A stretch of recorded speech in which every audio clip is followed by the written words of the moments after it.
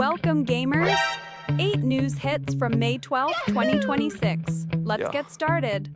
Let's kick things off with a cinematic punch straight from the Outworld. Mortal Kombat Do just fatality ed its way into theaters, racking up an impressive $63 million worldwide in its opening days. That's 40 million just in the United States alone. Not too shabby considering the first movie tag-teamed its way to only 84 million total, back when cinemas were hiding under the pandemic rock. Warner Bros. Threw a Hadouken by streaming it on HBO Max too. Now, this sequel didn't just outscore the original, it's also unleashed more damage than the spooky Return to Silent Hill with 47 million and the not-so-floppy Until Dawn at 53 million. Despite the combat fatigue, that epic trailer gave us goosebumps. Summon your Shao Kanes, and let's hope the sequel continued to crush the box office. Moving on to some exciting updates from the world of Crimson Desert.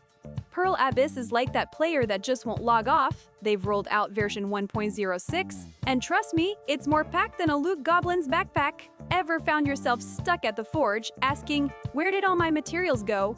Well, problem solved. Now you can recover upgrade materials from any blacksmith. And at some killer rates 70% for the common stuff, and a whopping 100% for the rare items. And don't worry, your gear will just lose a level instead of breaking down. Plus, they've cracked open a zoo with new creatures to tame wolves, bears, lions, and even camels.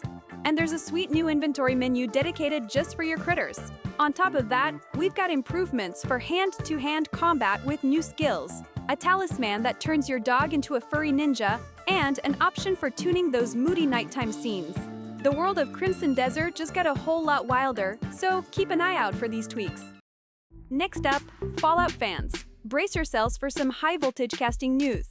After the wild ride with Macaulay Culkin stopping by in Season 2, the Fallout TV series is upping its guest star game by recruiting none other than Aaron Paul for Season 3.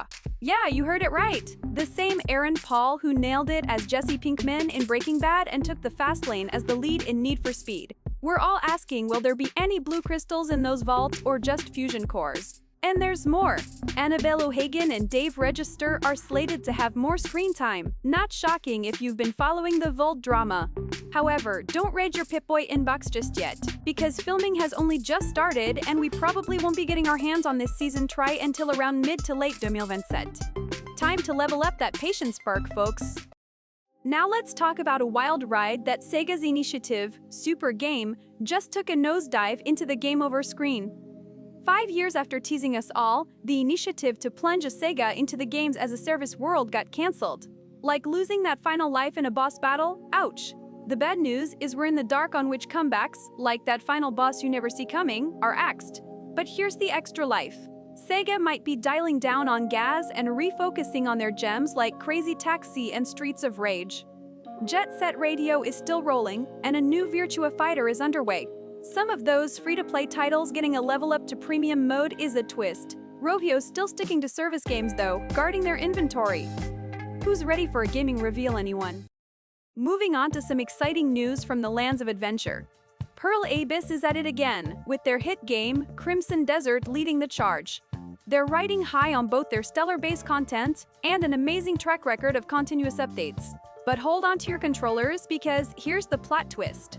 The once you pay you have it all model seems to be taking a level up with talks of downloadable content in the near future. That's right, expansions could be on the horizon, proving once again that nothing in gaming is completely free, just like finding a camel in a furniture store, am I right? Meanwhile, the numbers are in from early 2026, and guess what?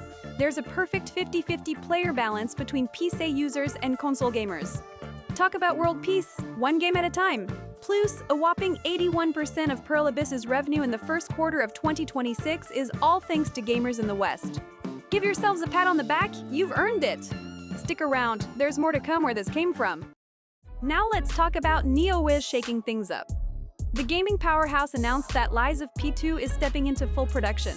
Yep, Lies of P, though, the not-so-secret sequel, is rolling out the big cannons, despite some buzz about hiring AI specialists for concept art. But hey, when you're crafting the virtual puppet's next big adventure, you need all hands on deck, right? Next, we've got 2 spicy new dishes cooking in the NeoWiz kitchen, if you can handle the heat.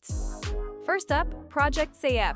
Think of it as your virtual life sign, perfect for when you're tired of the real world, with maybe a sprinkle of coziness to feel all warm and fuzzy. Secondly, Project Rubicon is suiting up, promising to dive deep into story-driven RPG goodness. Because who doesn't love a gripping tale to captivate those joystick moments? Speaking of stories, the studio Round 8 is beefing up their narrative team, declaring that juicy plots are the new gaming gold, especially when graphics hit a plateau. And wait, there's more! NeoWiz also teased us about Project Windy. It's another entry into the Soulsborne universe, but still in its baby steps, or should we say, wobbly prototype phase. Keep your swords and shields ready for when that sunrise. Moving on to some star-studded galaxy news. We're diving into Star Wars, Fate of the Old Republic, everyone. This game is revving up to be the spiritual sequel we nerds have been yearning for in the Knights of the Old Republic universe. Hold your lightsabers because it's designed by fan favorite Casey Hudson at his shiny new studio, Arkanaut. Now, we all know that creating such a universe isn't cheap. It took a whole 5 months to reveal who the financial Jedi backing this adventure is. Drumroll, please. It's Greater Than Group stepping up to the plate, with Simon Zhu at the helm. Zhu, the ex-commander from NetEase, is back to sprinkle his investment magic all over this project. He walked away from NetEase about a year ago. And hey, Zhu's wallet won't stop there, as it's also jazzing up the next game by none other than David Vonderhaar. That's right, no Call of Duty this time. Hudson reassured everyone, emphasizing that bigger doesn't necessarily mean better. So, if you're ready to make narrative choices without investing hundreds of hours, this game is going to be the perfect mission for you. Stay tuned, and may the Force be ever in your gaming favors. Moving on to some exciting news from the world of versus fighting games. Katsuhiro Harada, the legendary mind behind the Tekken series, has officially joined forces with his old rivals at SNK. That's right, the guy who made us all love punching our friends virtually is now heading off to a brand new venture known as VS Studio. While we won't see a Katsuhiro platformer bogey anytime soon, Harada is cooking up something special in the fighting game realm. No new titles are announced yet, as they are still in the early stage of recruitment. But don't you worry, this might just be the Hadouken to the industry we've been waiting for. Just recently, Harada hinted at the possibility of hanging up his controller for good, especially after the industry lost giants like his dear friend Tomonobu Itagaki and other veterans retired. Thankfully, those plans seem to have pressed the start button.